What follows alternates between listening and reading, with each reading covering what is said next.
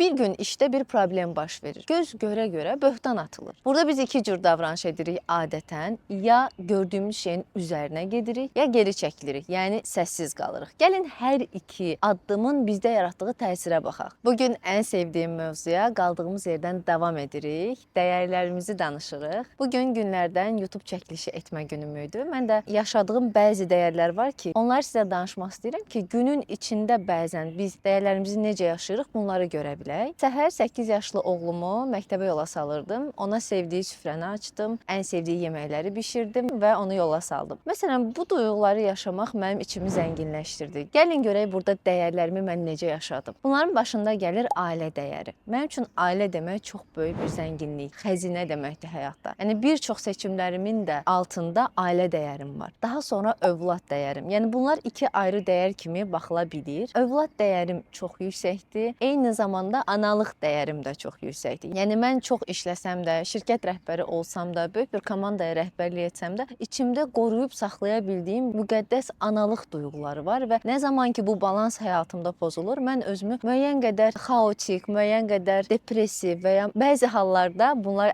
əvvəllər daha çox olurdu, günahkar hiss edirdim. Ta ki bunu başa düşüb balanslaşdırana qədər. Növbəti dəyərim məsuliyyət dəyəri idi. Analıq dəyərlərinin də içinə daxildir, amma eyni zamanda başqa yerlərdə də mənim üçün məsuliyyətli olmaq çox vacibdir. Yəni məsuliyyətimi də icra etdim bu gün və eyni zamanda qayğı çəkdim, faydalı oldum. Bu da mənim top 10-da olan dəyərlərimdən biridir, faydalı olmaq. Dolayısıyla bir davranışla ən az 5 dəyərimi yaşamış oldum və bu mənə daxilən enerji verdi. Bura gələrkən, bu çəkilişi edərkən, əgər bunları etməsəydim, beynimin arxa bir hissəsində bir səs olacaqdı. Sən bunları etməliydin, amma etmədin və bu mənim enerjimi azaldacaqdı. Yəni bəzən dəyərlərimizi yaşamamaq da enerjimizi azaldır. Bəzən anlaya bilmədiyimiz sıxıntı duyğularımızı bəxş edir bizə. Amma biz başa düşsək ki, hansı dəyəri yaşamaq məni zənginləşdirir, mənə enerji verir, onu da həyatımızda şuurlu şəkildə çox edərik. Bugün biraz da dəyər toqquşmasından, eyni zamanda dəyərlərimizi necə tapacağımızı danışmaq istəyirəm. Həyatın hər gününün içində, bütün davranışlarımızın altında, bütün situasiyalarda verdiyimiz qərar mexanizmamızın altında böyük bir sistem durur. Elə mənim də işim məhz bu sistemi sizə tanıtmaqdır. Bunlar əlbəttə ki, hamısı şuuraltıya daxil sistemdir, amma şuuraltının içini açırıq və keçən videoda da qeyd elədiyim kimi, şuuraltıya daxil olan sistemlərdən biri də elə dəyərlərimizdir. İndi sizə bəzi nümunələr verəcəm, həyatın içindən olan, mənim seanslarda dinlədiyim və ya özümün kənardan müşahidə elədiyim, bəzi zamanlarda da özümün təcrübə elədiyim dəyərlərlə bağlı olacaq. Təsəvvür edin ki, bir iş ortamındasınız. Normalda iş yeriniz, mühit olaraq və s. Bir gün işdə bir problem baş verir. Siz görürsünüz ki, tanıdığınız bir xanıma göz görə-görə böhtan atılır. Yəni etmədiyi bir şey onun sanki etdiyi bir şey kimi qələmə verilir. Bunu gördüyünüz zaman daxilinizdə nə baş verir? Əgər sizin daxilinizdə ədalət dəyəri varsa və bu sizin üçün önəmlidirsə, içinizdə həmən bir sıxıntı, bir simptom yaranmağa başlayır. Çünki ədalət dəyəriniz basılır. Burada biz iki cür davranış edirik adətən. Ya gördüyümüz şeyin üzərinə gedirik, ya geri çəkilirik. Yəni səssiz qalırıq. Gəlin hər iki addımın bizdə yaratdığı təsirə baxaq. O zaman üzərinə gedirik ki, ədalət bizim üçün o qədər önəmli olur ki və başqa dəyərlərinizlə də kompleks şəkildə sizi o xanımı müdafiə etdirəcək bir hərəkət elətdirir. Yəni bəlkə gedib müdirə deyirsiniz ki, bu məsələ belə olmayıb. Bəlkə başqasının davranışını ifşa edirsiniz. Bəlkə də elə bir davranış edirsiniz ki, nə başqa birini ifşa etmirsiniz, amma eyni zamanda həmin xanımı qorumuş olursunuz. Bu situasiyanın ikinci tərəfinə baxaq. Deyək ki, yenə də sizin ədalət dəyəriniz var, amma siz hər hansısa bir şərtlərə görə susmaq məcburiyyətində qalırsınız. İş itirməkdən qorxa bilərsiniz və yaxud da böhranlı vəziyyətin içində olmamaq üçün susa bilərsiniz və yaxud da kimdənsə qorxub çəkinə bilərsiniz. Bu zaman nə baş verir? Daxildə simptom qalxır və sizi hərəkətə keçirmək istəyir, amma başqa bir düşüncə sistemi onu saxlayır, blokluyur. Daxildə dəyərlə düşüncənin ziddiyyəti yaranır. Yəni siz onu icra etmirsiniz deyə daxili bir ziddiyyət yaşayırsınız. Bu isə zaman-zaman bizim enerjimizi azaltmağa başlayır. Çünki bizim içimizdə bir pıçıltı var və o deyir ki, axı sən onu gördün, axı bu sənin üçün önəmli idi. Bunu etməmək bir müddətdən sonra sadə hadisə kimi gələn, hətta sizə aid olmayan bu hadisə belə sizdə dəyərsizlik, özünüzə qarşı olan hörmətin aşağı düşməsi halları və yaxud da özünüzə olan sevgi hissinin zədələnməsi ilə nəticələnə bilər. Hətta özünüzü sevməməyə başlaya bilərsiniz. Bir də ola bilər ki, belə bir hadisə yaşanır, amma sizə heç nə təsir eləmir. Bu ola bilər ki, heç sizin daxilinizdə ədalət dəyəri o qədər də yüksək deyil. Yəni hər hadisədə bizimlə bağlı baş verənlərə baxmalıyıq. Daxili ziddiyyətlərdən biri də mənim çox müşahidə elədiyim xanımlarda baş verir. Deyək ki, illərdir işləyir və karyerasında çox gözəl bir nöqtəyə gəlib çatıb, çox gözəl fürsətlər açılıb önündə, amma ailə dəyəri, övlad dəyəri var və deyək ki, övladına kifayət qədər zaman ayıra bilmir. Bu zaman daxildə analıq dəyəri ilə karyera dəyəri toqquşmağa başlayır və insan o iki dəyərin arasında sanki sıxışmış, əzilmiş kimi qalır. Belə olan insan heç bir zaman özünü balanslı hiss edə bilməz. Nə edə bilərik? Dəyərlərimizin və duyğularımızın fərqinə varıb, onları idarə etməni yenidən nəzərdən keçirə bilərik. Yəni mən başa düşürəm ki, mən əslində uşağıma zaman ayırmayanda xoşbəxt olmuram. Amma işə məcburam deyirəmsə,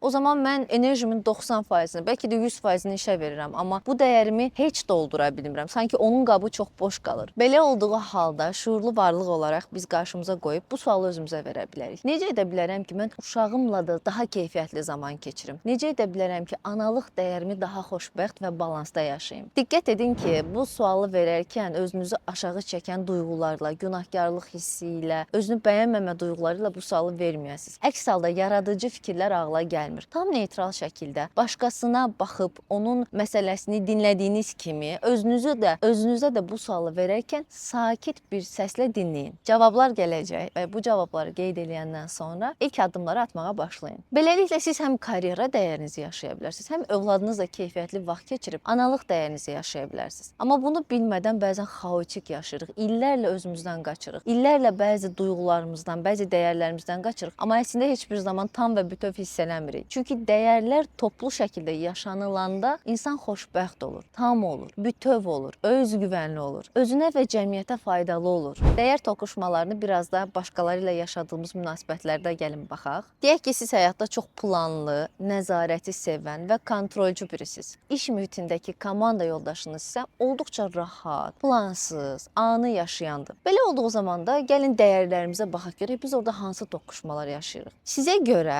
kontrol, nəzarət və planlı olmaq əslində bir dəyər halına gəlir çatır. Yəni həyatda məsuliyyətli olmaq demək, kontrollü olmaq deməkdir hissi ilə addım atırsınız. Bunun həyatda avantajları həddən artıq çoxdur. Lakin diqqət edək, balanssız yaşadığımız zamanda özümüzü və ətrafdakı insanları da bəzən yormuş ola bilirik. Həddən artıq çox kontrol, həddən artıq çox nizam, düzən, plan bəzən insanı yora bilir. Çünki biz robot deyilik və bəzən bəlkə də hər şeyi biz idarə edə bilmərik. Digər şəxsə baxaq, o isə deyək daha rahat, anı yaşaya bilən, biraz daha huzurlu və disiplinsizdir. Bunun avantajlarına baxaq, o həyatda biraz daha özünü rahat hiss edir, daha güvəndə hiss edir, beyni daha sakitdir, bəlkə də ətrafındakiləri daha az yükləyir və huzur duyğusuna sahibdir. Əslində hər ikisinə baxanda özünün avantajları və dezavantajları var. İndi gəlin onların dəyər formasına baxaq. Plansız olan şəxsin huzur dəyəri, rahatlıq dəyəri, komfort dəyəri və anı yaşama dəyəri daha yüksəkdir. Bu ona həyatda elastiklik qata bilir və anın gətirdiyi sürprizlərə daha açıq olur. Bəzən bir anın içində yaradıcı fikir gəlir ağlımıza. Çox kontrolü qoruyub saxladığımız zaman bəzən bizə ideya gəlmir. Amma axışa buraxanda, anı yaşayanda bəzən sadə anın içində ağlımıza o qədər maraqlı fikirlər gəlir ki, bunun üçün həyatımızda bir rahatlığa da yer açmalıyıq. Kontrolü çox sevən şəxsə yenidən baxaq. Əslində o həyatını daha səliqəli, daha düzənli, bir növ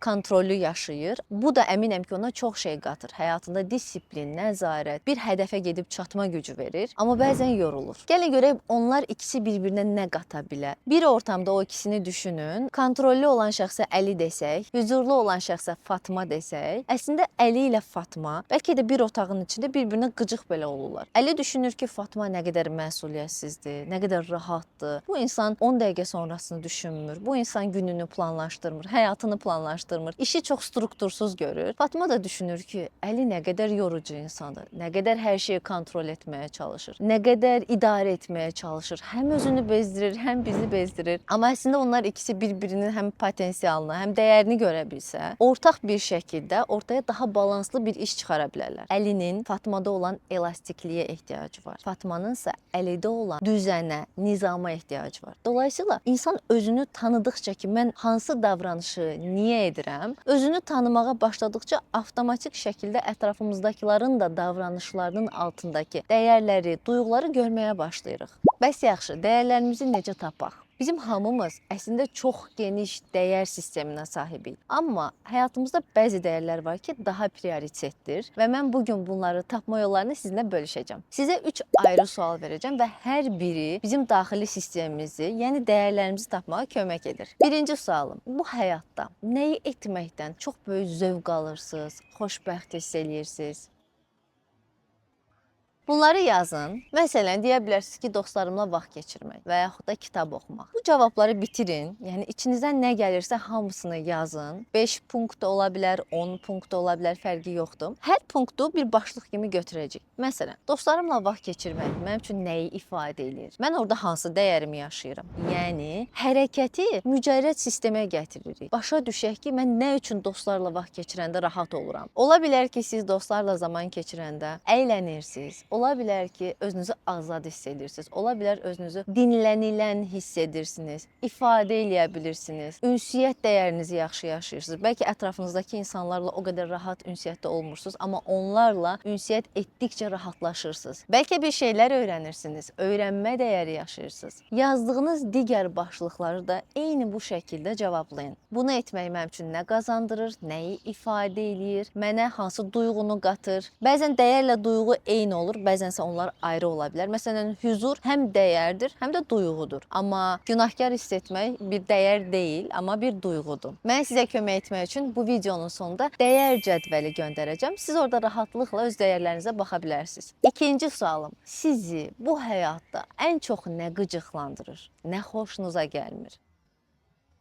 Ailə üzvlərinizdən biri gəlib sizə hansı cümləni deyəndə çox qıcıqlanırsınız. Dostlarınızdan və yaxud da iş ortamında sizə nə deyiləndə sizə çox pis təsir edir. Hansı dəyəriniz əzilir orada? Bəlkə kimsə sizin hər hansısa bir davranışınızda səhv tutur. Nə qıcıqlandırır o zaman sizə? Gəlin biraz dərinə enək. Ona olan qıcığınızı bir kənara qoysaz, daxildəki qıcığın mənbəyi nədir? Hansı duyğuya, hansı dəyərə basılır orada? Bəlkə özünüzü o an ağılsız hiss edirsiniz. Ağıl dəyəriniz əzilir. Bəlkə bacarıqsız hiss edirsiniz. Yəni mən bunu bacarmırammı ki, o mənə bunu deyir? Və yaxud da mən bunu düşünmədimmi, bunu mənə deyir? Hər hansısa bir nöqtəyə basılır. O nöqtəni tapa bilsəz, reaksiyalarınızı da idarə etməyi öyrənərsiniz. Burada da verdiyiniz cavabların içində alt duyğunu tapın, nə sizi qıcıqlandırırsa, o duyğuları eyni şəkildə mücərrəd hala gətirin, dəyər halını görmüş olacaqsınız. Və üçüncüsü, heyran olduğunuz insanları düşünün. Kumiriniz kimdir? O kumirdə nəyi bəyənirsiniz? Sadəcə görüntü deyil, yəni ona baxdığınız zaman nə xoşunuza gəlir? O əslində sizin sahib olmaq istədiyiniz dəyərlərdir. Bəzilərini bəlkə yaşayırsınız, bəzilərini bəlkə yaşamaq istəyirsiniz, lakin ona baxarkən o duyğunu alırsınız. Bu da bizim dəyərlərimizi tapmağa kömək edir. Bu hər 3 sualı sakit bir ortamda əlinizə vərəq qələm alaraq yazmağa başlayın. Unutmayın, yazı da şuuraltının bir simvol dilidir. Biz yazarkən bəzən özümüzdə xəbərimiz olmayan bilgi ilə rastlaşırıq. Gün ərzində çox düşünürük, zənn edirik ki, özümüzü tanıyırıq, amma tanıya bilmirik çünki çox zaman heç doğru suallar özümüzə verə bilmirik. Amma yazı yazarkən sistem açılır, duyğular daha çox ifadə olunmağa başlayır və sanki bir növ həm özünü terapiya etmiş olursan, həm özünlə üzləşmiş olursan. Həqiqətən dəyərlərinizi tapmaq istəyirsinizsə, buna zaman ayırın, oturun və yazın. Yazdıqca görəcəksiniz ki, harda xoşbəxt olursunuz, niyə xoşbəxt olursunuz, harda sıxılırsınız, niyə sıxılırsınız, hansı ortamlar sizi çəkir, hansı ortamlardan qaçırsınız. Bir çox sualınızın cavabını tapmış olacaqsınız. Məsələn, mən inkişafa açıq olmayan ortamlarda çox sıxılıram və uzun müddət orada qalmaq istəmirəm. Amma daha ağıllı, dünya görüşlü, inkişaf etmiş insanlarla oturub, onlarla söhbət etməyə can atıram. Çünki o dəyərim bəslənmiş olur. Unutmayın, dəyərlərimizi qidalandırdıqca, onları var etdikcə biz çox xoşbəxt birinə çevrilmiş oluruq. Həqiqi doyum hissini bu zaman yaşamış oluruq. Və mən çox müşahidə etmişəm ki, maddi və mənəvi zəngin insanlar elə dəyərlərini yaşaya bilən insanlardır. Bugün də bu videoda həm dəyər toqquşmasını danışdıq, həm dəyərlərimizi necə tapa biləcəyimizi öyrəndik. Mənə çox maraqlıdır. Siz bu yazılardan hansı cavabları aldınız? Əgər dəyərlərinizi mənimlə də bu videonun altında paylaşsanız, çox sevinərəm və ətrafınızdakı insanlara da öz dəyərlərini tapmaq üçün bu videonu göndərə bilərsiniz. Dəyər cədvəli ilə isə videonun açıqlama hissəsində tanış ola bilərsiniz. İndi deyin görüm siz dəyərlərinizin nə qədərini yaşayırsınız?